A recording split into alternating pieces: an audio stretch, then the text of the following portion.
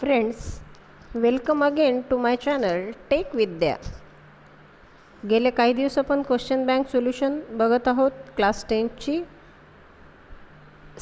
आज आपण science and technology 2 याचा पार्ट 4 बघणार आहोत. यामध्ये गिव्ह सायंटिफिक रिझन्स.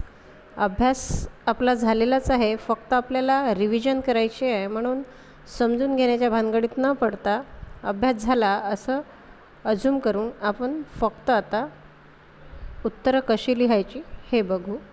सुरुवात करू. आपण म्हणतो की ॲम्फिबियन काय आहे, जो जमिनीवर राहू शकतो आणि पाण्यावर राहू शकतो. पण मग टॉर्टाईज जो आहे तो लँडवरही राहतो आणि वॉटरमध्ये राहतो. तो ॲम्फिबियन का नाही? Why? Because when tortoise lives on land it respires with the help of lungs. जेव्हा तो जमिनीवर राहतो तो त्याचं रेस्पिरेशन जे आहे ते लंग्स थ्रू होतं. When in water it put out it nears out of the water and air. It cannot take up the oxygen dissolved in the water in both the habitats. जमिनीवर किंवा पाण्यातसुद्धा तो oxygen जो आहे तो घेऊ शकत नाही. It respires with the help of lungs. In case of amphibians this is not the case. They can breathe in water with the help of skin. वॉटरमध्ये जेव्हा तो असतो तेव्हा तो स्किनच्या हेल्पनी रेस्पिरेशन करतो, ब्रीथ करतो, श्वसन करतो. And on the land with the help of lungs टॉर्टाईज also has skeleton. आणि जेव्हा तो लँडवर असतो त्यावेळेस तो लंग्सच्या मदतीने ब्रीथ करतो. Tortoise also has a skeleton which is lacking of.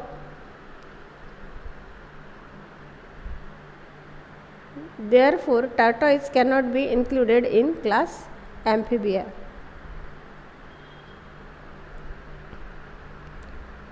Probiotics get more important in recent times. Probiotics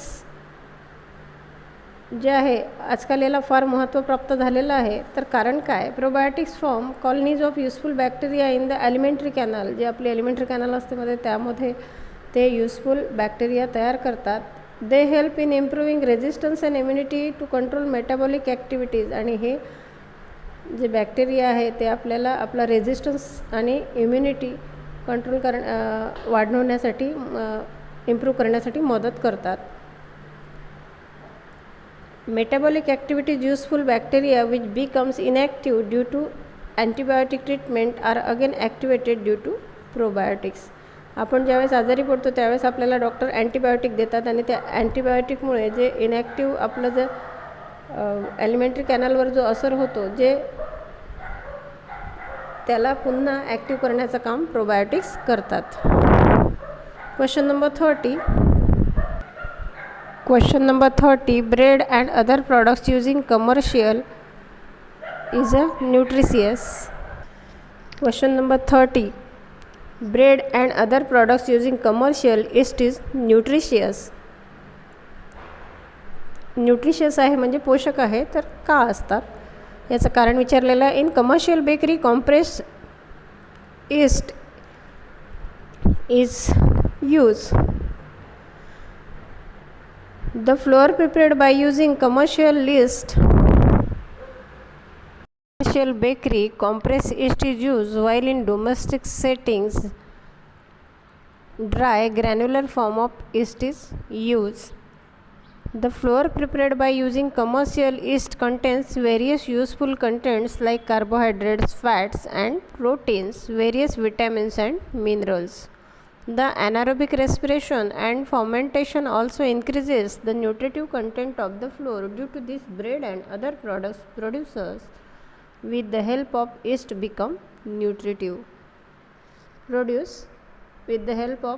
become nutritive. Next question. Microbial enzymes are said to be eco-friendly because microbial enzymes are active at low temperature, pH and pressure. Due to this, the energy saved, the coastal erosion proof of instrument need not to be used. In enzymatic reaction, the unnecessary byproducts not form as the reactions are highly specific. याच्यामध्ये by-product form होत नाही जे unnecessary आहे, कामाचे नाही ते. त्यामध्ये त्यानंतर इरोजन प्रूफ असल्यामुळे इन्स्ट्रुमेंट असल्यामुळे इरोजन प्रूफ इन्स्ट्रुमेंट वापरायची गरज नाही. त्यामुळे खर्च वाचतो. Then the expenses on fixation of products or minimize as no unnecessary products are form. Unnecessary products form होत नाही, त्यामुळे हा जो खर्च आहे हा सुद्धा वाचतो त्याला मिनिमाइज करण्याचा. Then the elimination on decomposition of waste material is avoided and enzymes can be reuse again, hence microbial enzymes are said to be eco friendly. जे वेस्ट मटेरियल शिल्लक असतं त्याचं डिकम्पोजिशन कसं करायचं हा प्रश्न इथे उद्भवत नाही आणि एन्झाईम्स पुन्हा यूज होऊ शकतात, रियूज होऊ शकतात, म्हणून microbial enzymes are said to be eco friendly. Question number 32. A biofuel is an important tool in renewable energy sources because these fuels are easily available and in plenty of quantity. These are reliable renewable fuels of the future. The landfill sites line with the plastic sheet. Landfill pits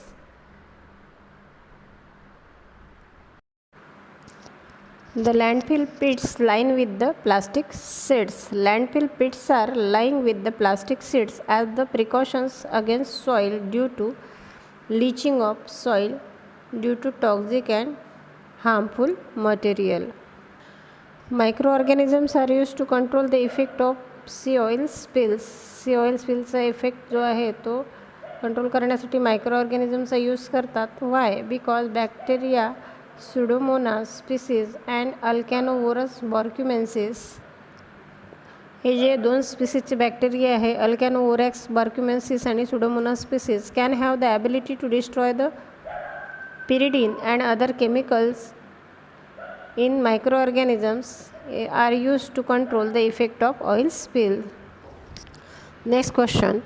Weed control plants are beneficial for agriculture because they help to decrease the risk of diseases and pest epidemics. Disease होण्याची risk जे आहे ते decrease करतात, कमी होते आणि paste एपिडेमिक्ससुद्धा कमी होतात.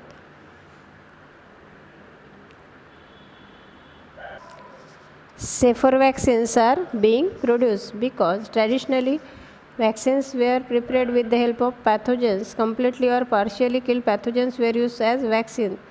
However, due to this, there were chances of contracting the diseases in case of some person. Hence, as an alternative, scientists tried to artificially produce vaccines with the help of biotechnology.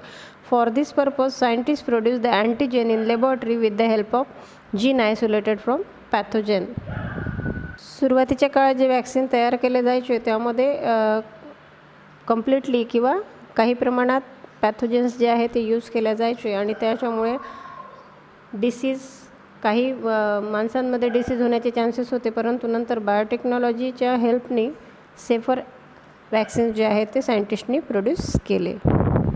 Concept of body donation and organ donation have come forward because concepts like organ donation and body donation have emerged recently after realization that such organs can be used to save the life of other needful person. हे लोकांच्या जेव्हा लक्षात आलं की आपण जर organ donate केले तर जे नीडफुल पर्सन आहे, ज्यांना खरंच गरज आहे, त्यांचं लाईफ आपण सेव्ह करू शकतो.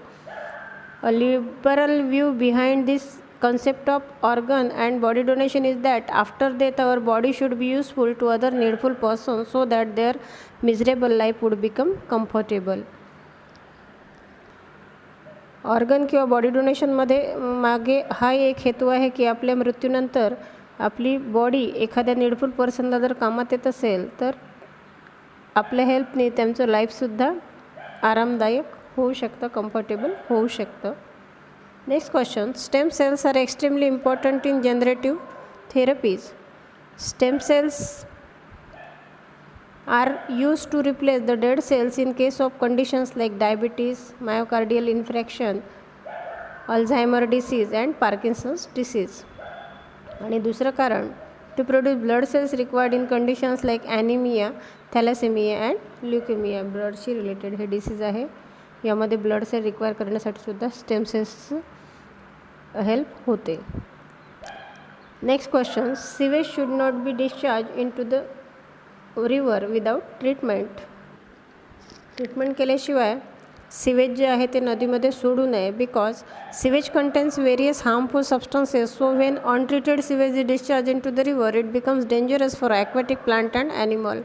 असं सिवेज जर अनट्रीटेड सिवेज जर नदीमध्ये सोडण्यात आलं तर ते ॲक्वॅटिक प्लांट जे नदीमध्ये असतात म्हणजेच पाण्यात वाढणाऱ्या वनस्पती आणि ॲनिमल्ससाठी फार डेंजरस असतं. Hence sewage should not be discharge into the river without treatment. Genetically modified crops are beneficial to farmer. फार्मरसाठी हे बेनिफिशियल आहेत genetically modified crops because crops develop with desired characters by integrating foreign gene with their genome are called genetically modified crops. Genetically modified crops कशाला म्हणतात हे इथे दिलेलं आहे. And high yielding varieties with resistance to disease alkalinity weeds other stresses like cold and drug. आणि याचा एक फायदा आहे की त्याची जास्त उत्पादन करण्याची जी क्षमता असते ती याच्यामध्ये असते आणि resistance against alkalinity of soil then weeds and other stresses like cold and drug यापासूनसुद्धा रेजिस्टन्स वाढतो जेनेटिकली मॉडिफाईड जीन्समुळे. म्हणून ते फार्मर्ससाठी फार युजफुल ठरलेले आहेत. Some of the organs in human body are precious. आपल्या बॉडीमध्ये जे ऑर्गन्स आहेत ते प्रेशियस आहे, त्याचं मोल नाही. Because every organ have specific and important roles to play and in the absence of their function normal body function cannot be carried out. कारण प्रत्येक ऑर्गनचं काही ना काही महत्त्वाचं काम आहे, तो ते आपल्या बॉडीचं बॅलन्स ठेवण्यामध्ये पार पाडत असतो, त्याचा रोल प्ले करतो.